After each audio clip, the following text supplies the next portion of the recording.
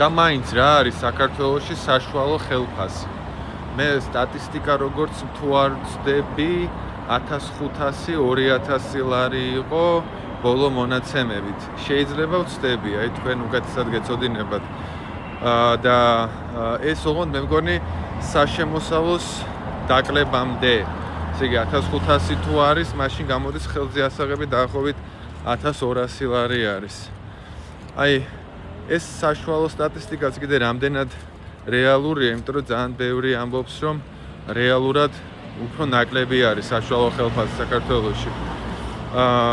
ზოგს აქვს შეიძლება 800-900 ლარი, ზოგს მეტი აქვს, რა ვიცი. იცი რა, ზოგადად ეს სტატისტიკა საშუალო რთული გამოსათვლელია იქიდან გამომდინარე, რომ საშუალო აითვლება აი ეს ვიღაცა ხო არის, ვისაც ძალიან მაღალი ხელფასები აქვს და ისიც წევს ზემოთ ამ საშუალოს რა ალბათ. აი მედიანური ხელფასი საინტერესოა რა არის რეალურად საქართველოში. აბა დამიკომენტარეთ და რას ფიქრობთ, რამდენი უნდა იყოს საშუალო ხელფასი იმისათვის, რომ ადამიანმა გაქაჩოს იჯარად, უბრალოდ ქირა, იქ ჭამა, ჩვეულებრივი ნორმალური ცხოვრება.